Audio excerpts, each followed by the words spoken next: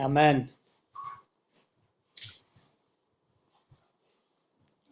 आमेन, hallelujah. परमेश्वर का धन्यवाद हो सारी बातों के लिए।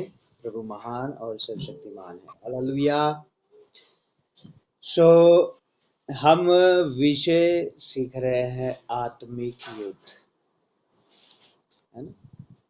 हम विषय क्या सीख रहे हैं? आत्मिक युद्ध। और हमने ये सारी बातों को सीखा कि हमारा आत्मिक युद्ध क्यों है। जिस सिंहासन के लिए वह परमेश्वर शैतान लड़ रहा था, वो सिंहासन हमें मिल गया, क्योंकि असल से सिंहासन में परमेश्वर ने पुत्रों को ही बिठाना है, दूतों स्वर्गदूतों को नहीं बिठाना है ना। किसको बिठाना है? पुत्रों को बिठाना है, स्वर्गदूतों को नहीं बिठाना, राइट। सो इसीलिए हम परमेश्वर के पुत्र और पुत्रियां हैं, और इसीलिए परमेश्वर ने ये अपॉर्चुनिटी या ये मौका प्रभु ने हमें दिया। हालेलुया। सो इसीलिए शैतान चाहता क्या है कि हम जय पाकर उस सिंहासन तक ना पहुंचे, हम जय ना पाए। क्योंकि यदि हम जय पा गए ना, हम जीत गए, तो कहां पहुंच जाएंगे? उस सिंहासन तक। और फिर मैंने कहा था कि हम जय ना पाए, इसलिए शैतान ने एक सिम कार्ड हमें डाला, हमारे अंदर डाला है शारीरिकता का। शारीरिकता का सिम कार्ड डाला है, और उसी शारीरिकता को देखकर, या जब हमारी शारीरिकता जाग आती है, तो शैतान को मौका मिलता है हमारे जीवन में कार्य करने, हमारे जीवन में कार्य करने। अब हमने उसी शारीरिकता से जय पानी है, ठीक है। जब हम शारीरिकता से जय पाएंगे, तभी हम शैतान से भी जय पाएंगे, है ना। क्योंकि जब शारीरिकता नहीं आएगी तो शैतान को कहीं से मौका ही नहीं मिलेगा। यीशु मसीह को कई बार उसने ट्राई किया होगा, लेकिन यीशु मसीह के अंदर शारीरिकता थी ही नहीं। फिर शैतान ने सोचा कि जब ये भूखा है 40 दिन से, अब तो शायद, क्योंकि वह अच्छे से जानता, अब देखो ध्यान से सुनो, क्योंकि शैतान अच्छे से जानता है इस समय यीशु मसीह मनुष्य की देह में है। इस समय यीशु मसीह संपूर्ण रीति से मनुष्य है और शरीर में, इसके शरीर में भी लालसा है, इसके शरीर में भी भूख लगती है, इसको प्यास लगती है, थकान होती है, हर एक चीज होता है। अब ये बाकी कहीं नहीं बहका, शायद भूख के कारण बहक जाए, लेकिन यीशु वहां भी नहीं बहका। हालेलुया। वहां भी वह परमेश्वर के वचन में स्थिर रहा। उसी रीति से शैतान आज हमारे ऊपर भी बहुत ट्राई करता है, बहुत कोशिश करता है कि हम बहक जाएं, हम क्या हो जाएं? हम बहक जाएं। हालेलुया। सो ओके, चलिए आइए इफिसियों 6 अध्याय,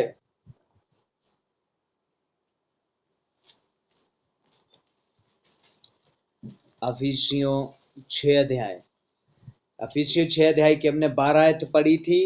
आज हम इफिसियों 6 का 13 आयत को ही पढ़ दे।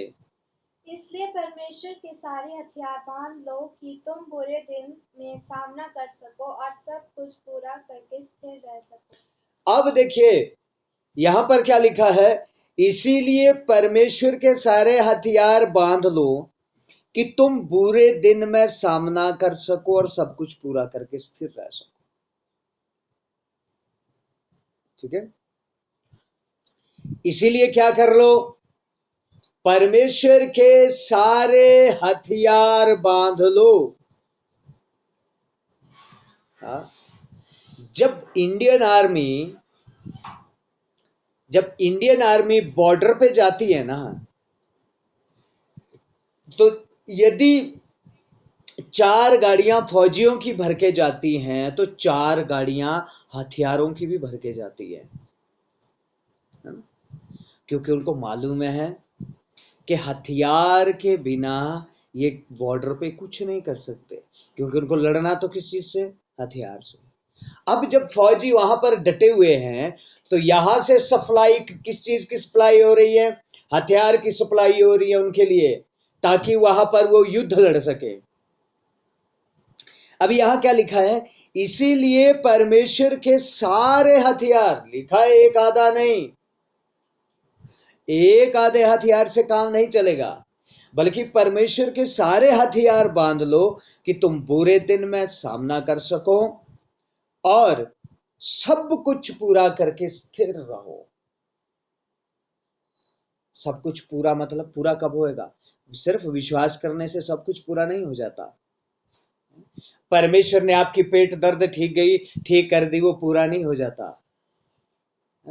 बल्कि यीशु मसीह लूका रचित सुसमाचार जब 10 की 19 आयत में हम पढ़ते हैं, 19-20 में, तो 20 में इस तरह से लिखा है कि ये सारी शक्तियां, सांप और बिच्छुओं को रौंदने का अधिकार और शत्रु की सारी सामर्थ पर तुम्हें अधिकार दिया गया है, ठीक, लेकिन इससे खुश नहीं होना। ठीक है, सिर्फ इससे ही खुश नहीं होना, बल्कि इससे बड़ी बात मालूम क्या है? कि जीवन की पुस्तक में तुम्हारे नाम लिखे गए हैं, तुम स्वर्ग जाओगे। हालेलुया। इससे बड़ी बात क्या है? कि तुम स्वर्ग जाओगे। इसीलिए यहां पर क्या लिखा है? सिर्फ विश्वास करने से सब कुछ पूरा नहीं हो जाता। एक बार विश्वास, युद्ध भी लड़ना पड़ेगा, है ना? अब सारे हथियार बांध लो। अब देखिए, अभी हथियारों के बारे में भी हम सीखेंगे, लेकिन सारे हथियार बांध लो। इसके एक आयत पढ़ दी, इसी की पढ़ दो, इफिसियों 6 का 11 पढ़ दो, 11 आयत पढ़ दो इसी की। परमेश्वर के सारे हथियार बांध लो कि तुम शैतान की युक्तियों के सामने खड़े रह सको। परमेश्वर के सारे हथियार बांध लो कि तुम शैतान की युक्तियों के सामने खड़े रह सको। इसका मतलब क्या है? वो आपके लिए युक्तियां बनाता है। युक्तियां जानते ना, योजनाएं, प्लान।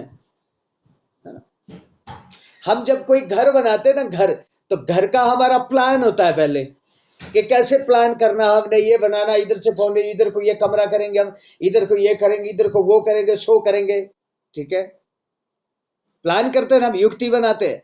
और मालूम है आपको, जब सेना भी बॉर्डर पे जाती है तो युक्ति बनाती है वो, कि ये वो जो दुश्मन सेना आ रही है, हम यू टाइप में जाएंगे, उनके अलग तरीके होते हैं फौज के, जेड टाइप में जाएंगे या डब्ल्यू टाइप में हम जाएंगे, इन इन तरीकों से हम जाएंगे और उनको घेर लेंगे। और शैतान भी क्या करता है हमारे लिए? क्या बनाता है? युक्तियां बनाता है। युक्तियों का मतलब, युक्तियां है, युक्ति नहीं है। एक युक्ति नहीं बनाता वो, कई तरह की युक्तियां, कई तरह के प्लान बनाता है हमारे लिए।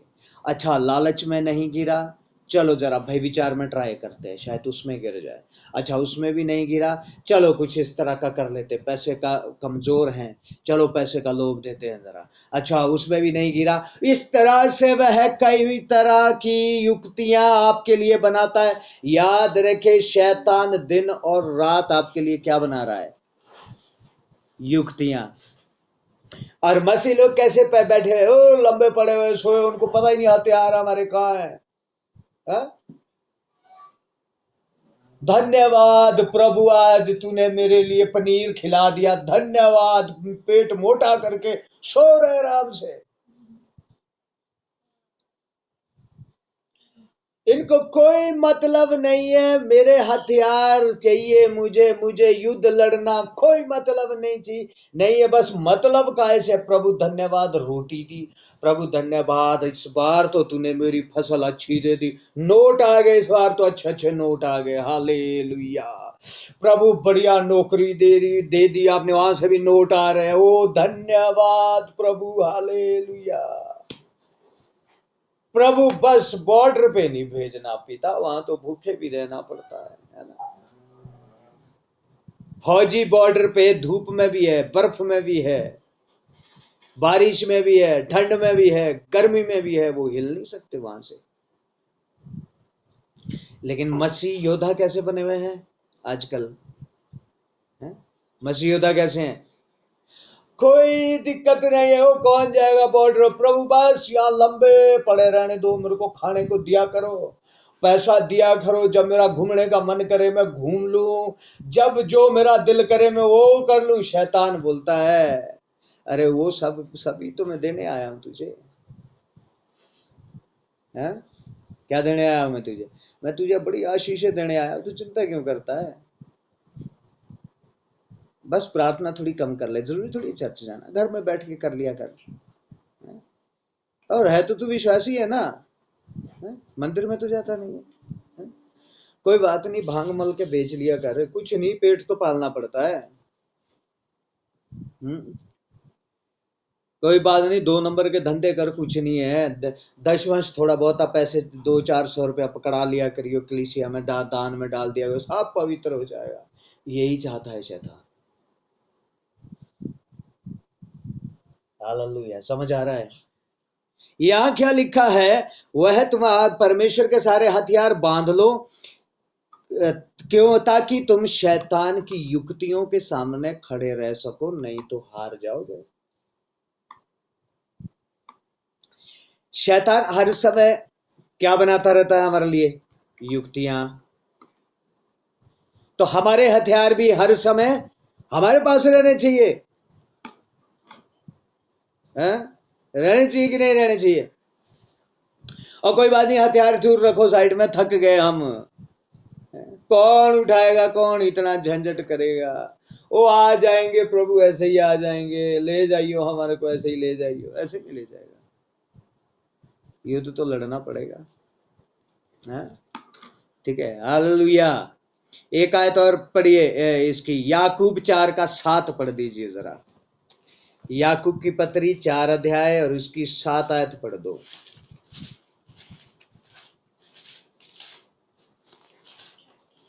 हाँ, इसलिए परमेश्वर के अधीन हो जाओ और शैतान का सामना करो, तो वह तुम्हारे पास से भाग निकलेगा। हालेलुया। क्या लिखा है, इसलिए किसके अधीन हो जाओ, परमेश्वर के। किसके अधीन होना पड़ेगा, अधीन तो होना पड़ेगा ना परमेश्वर के।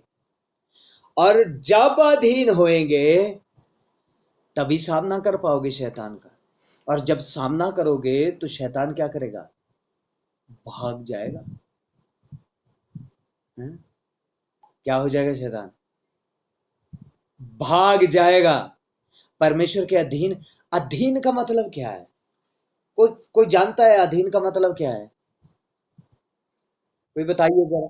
हाँ, और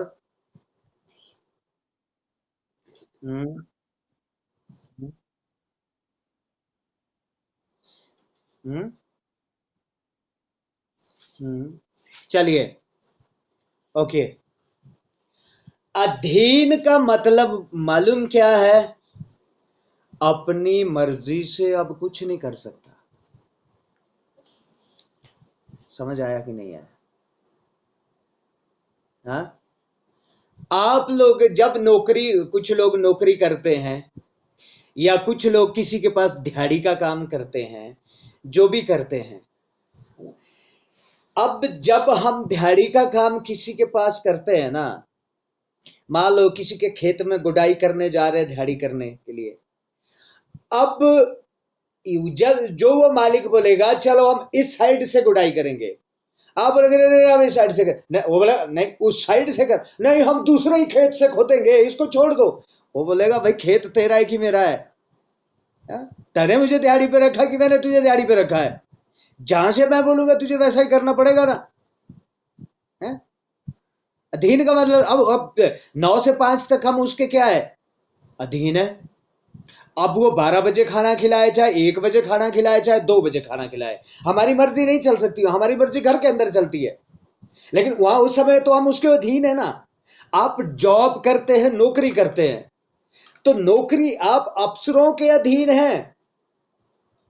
अफसर आपको बोलेगा यहां बैठो, वहां बैठ रहना पड़ेगा, अफसर बोलेगा उधर जा, उधर जाना पड़ेगा। अधीन का मतलब क्या है, जिसके मैं अधीन में हूं, अब मुझे उसकी बात को मानना पड़ेगा। ध्यान से सुनिए, अब शैतान को भगाना है ना, तो क्या बनना पड़ेगा? अधीन। अब मैं थोड़ी सी आपको पुराने नियम में ले जाऊंगा, अभी मैं उसको खोलूंगा नहीं, गिनती में भी और व्यवस्था विवरण में लिखा हुआ है।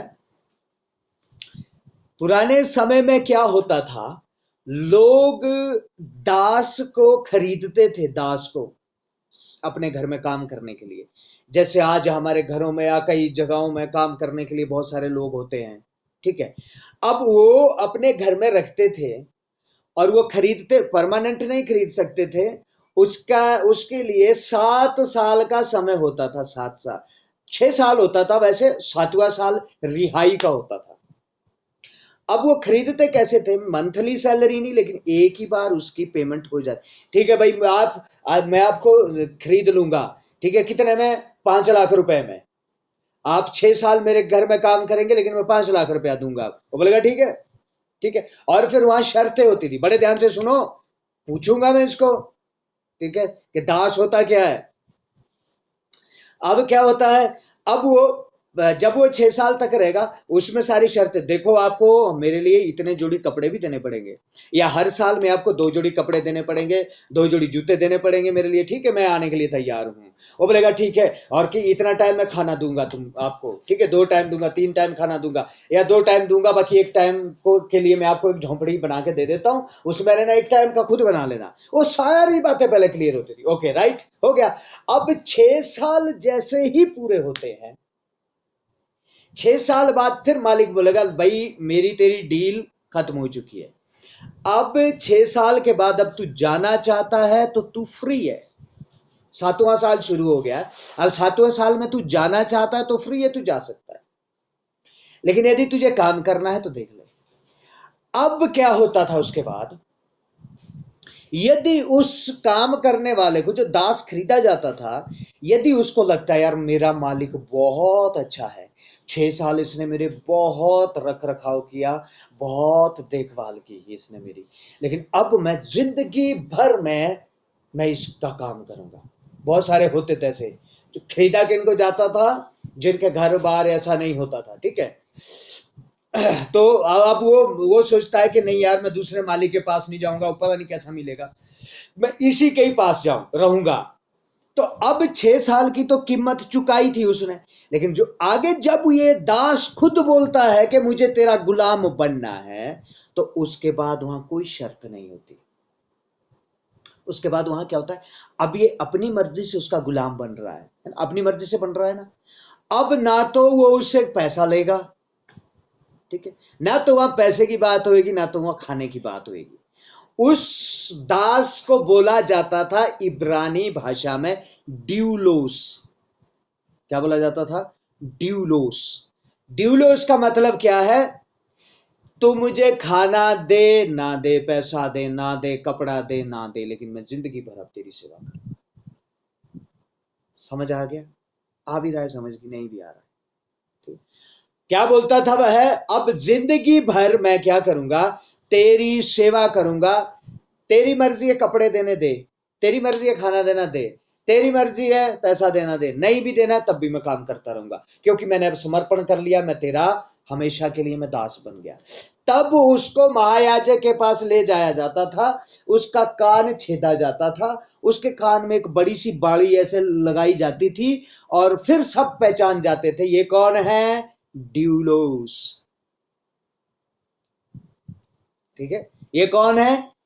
ड्यूलोस। ड्यूलोस का मतलब क्या है? ये अपने आप को इसने समर्पण किया है। यही चीज है यहां क्या लिखा है? परमेश्वर के अधीन हो जाओ। याकूब की पत्री क्या लिखा है? परमेश्वर के अधीन हो जाओ तो शैतान का सामना करो और शैतान तुम्हारे सामने से भाग जाएगा। क्योंकि जब परमेश्वर के अधीन हो जाते हैं तो हमारा मुकदमा कौन लड़ता है फिर? परमेश्वर। हमारे निर्णय किसके होते हैं फिर? परमेश्वर के। फिर हमारा कोई निर्णय नहीं होता। परमेश्वर तू मुझे चंगा कर ना कर। दिन में मेरी एक फैमिली के साथ भी बात हो रही थी, समर्पण हमारा चाहिए। देखो विश्वासी कई प्रकार के मिलेंगे। कुछ विश्वासी कैसे, प्रभु धन्यवाद, रोटी दे दी तूने, रोटी के साथ घी दे दिया, परमेश्वर तू मुझे पैसा दे रहा है, प्रभु तू मेरे लिए सब कुछ कर रहा है, परमेश्वर तेरा धन्यवाद हो सारी बातों के लिए। ओ प्रभु बस ये भी दे, वो भी दे, गाड़ी भी दे, बंगला भी दे दिया, धन्यवाद प्रभु। नहीं दिया यार, कुछ नहीं मिला। पीठ दर्द है प्रभु ठीक कर दे, पीठ दर्द ठीक हुई तो ठीक, नहीं तो क्या, पता नहीं क्यों नहीं कर रहा प्रभु पीठ दर्द ठीक, पता नहीं क्या कमी है मुझ में। भाई कमी यही है तुझ में जो कि तू पीठ दर्द के लिए चला हुआ है। मैं फिर आपको बताऊं, ऐसे लोग क्या करते हैं, ऐसे लोग मालूम कैसे होते हैं, जब तक उनके घर में आटा अंदर पड़ा हुआ है ना, तब तक आराम से बैठ के खाते। जिस दिन उनके घर का आटा कम हो गया ना, पैसा आ नहीं रहा, उस दिन वो घुटने में बैठते उपवास में, आटा दे दे प्रभु भूखे मर जाएंगे, चावल दे दे प्रभु, राशन दे दे मेरी रसोई में, भूखे मर जाएंगे। और जब खा रहे थे भाई तो तब क्यों उपवास नहीं रखा? ये लोग किस दिन परमेश्वर के सामने आते हैं? जिस दिन तकलीफ में पड़ते हैं। अब मैं आपको बता, 12 चेले थे ना यीशु मसीह के, 12 चेले। अब उन 12 चेलों में से एक आदमी को बताओ, किसी को, कि उन 12 चेले में से किसको परमेश्वर ने चंगा किया? किसी को चंगा किया है 12 चेलों में से? हाँ हाँ, किसी को नहीं किया ना। परमेश्वर ने उन 12 चेलों में से किसी को धन दे दिया, या उन 12 चेलों में से कोई कोढ़ी था, उसकी कोढ़ शुद्ध हो गई? किसी को नहीं, बल्कि जो था उनके पास वो भी ले लिया। कोई मछुआरे हैं, है ना, जब वो मछिया पकड़ रहा, छोड़िए मछिया पकड़ना, मेरे पीछे आ जा।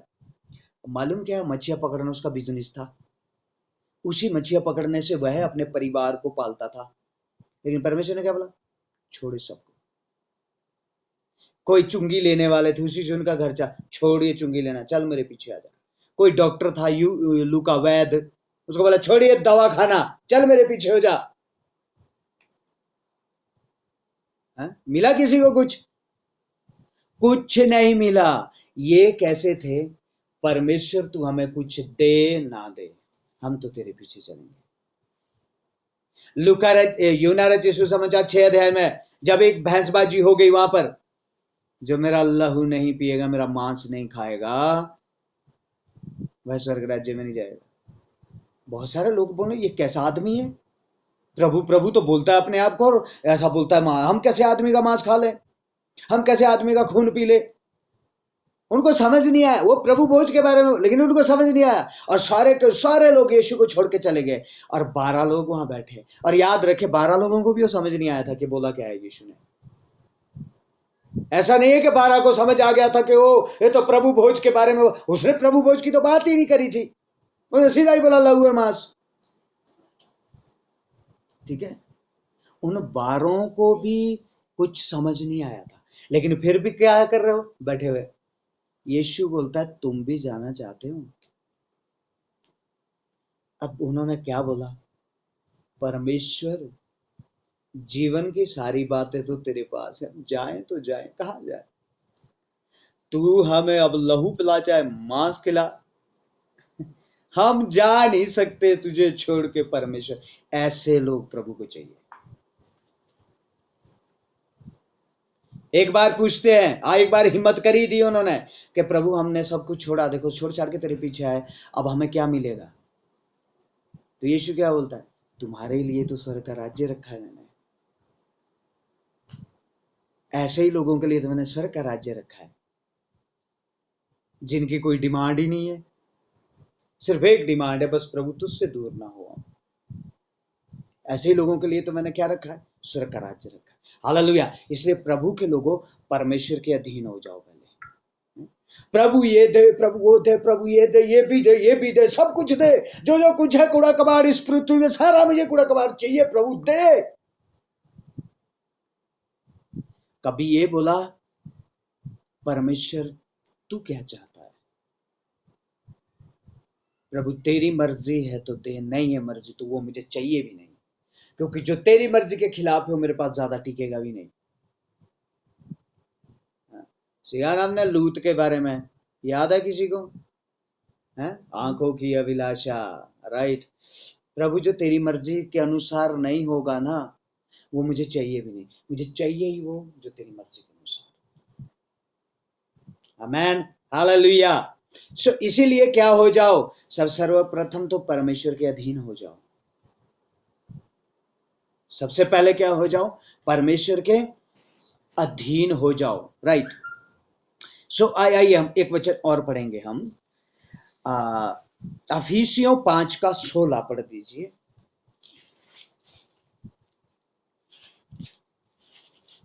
अवसर को बहुमूल्य समझो क्योंकि दिन बुरे हैं। अवसर को बहुमूल्य समझो क्योंकि दिन बुरे हैं। ये मत सोचो अभी तो सोने का टाइम है, सो लेते हैं। वो हथियार देखेंगे जब लड़ाई होएगी। वो लड़ाई होएगी नहीं, लड़ाई तो उत्पत्ति से शुरू हो चुकी है। हैं? क्या सोचते हैं, वो लड़ाई होएगी देखेंगे, और तब देखेंगे, अभी तो बड़ा समय। वो समय नहीं है भाई, लड़ाई तो आदम हवा से शुरू हो चुकी है। हमने तो उस लड़ाई को खत्म करना है, क्योंकि पुराने नियम में यीशु मसीह के आने से पहले किसी को अधिकार नहीं था सांपों और बिच्छुओं को कुचलने का और शत्रु की सारी सामर्थ पर। वो अधिकार यीशु ने हमें दिया है। वो अधिकार यीशु मसीह ने हमें दिया है। तो लड़ाई शुरू होने का इंतजार नहीं, शुरू तो हो ही हुई है। लड़ाई चल रही है ऑलरेडी, अब तो समाप्त करने का समय है। अब क्या है, समाप्त करने का समय है, क्योंकि अब तो योद्धाएं बहुत सारे हैं, लेकिन बहुत सारे योद्धा ऐसे हैं कि उनके पास हथियार ही नहीं है, पत्थर लेके चले हुए उसको मारने। शैतान, हालेलुया, शैतान को तो मारेंगे हम। वो बोलता है आशीष तो मैं ही दे रहा हूं तुम्हारे को, मेरे को मारेंगे तुम? यीशु मसीह के पास जैसे आया वैसे हमारे पास कोई नहीं है। कर ले, देख कितना पैसा आता है यहां से, है ना? थोड़ा ठगबाजी, धोखेबाजी, ये वो सो कर ले।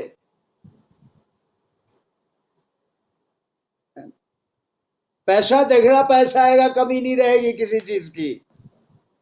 और वो आएगा भी। जब वो आता है क्या बोलता है, प्रभु धन्यवाद यीशु, हालेलुया। पता ही नहीं कौन दे रहा है। पता तो तब होगा ना जब संगति में होंगे उसके।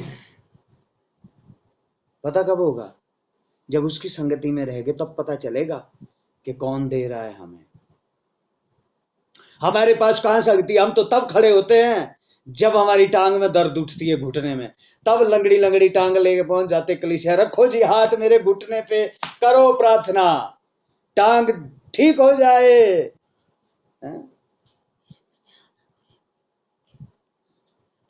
जब पीठ दर्द होती है तब आते हैं, करो जी प्रार्थना। और जब ठीक होते हैं, पास्टर बोलता है क्यों चर्च नहीं आए? वो शादी थी हमारे ना, वहां जाना बड़ा जरूरी था। हमारे ना प्रोग्राम था वहां, वो गेस्ट आ गए थे, बड़े टाइम से आए, उनके लिए मेरे को रुकना पड़ा, इसलिए कलीसिया में। वो पिछली बार तो बड़ा थका हुआ था मैं, इसलिए नहीं आ पाया। रेस्ट भी तो जरूरी है जी, प्रभु ही थोड़ी है जरूरी। और जब वो टांग दर्द हुई तब शादियां भी थी, गेस्ट भी आ रहे थे, लेकिन फिर भी डंडा लेके पहुंच गए ताकि टांग सीधी हो जाए।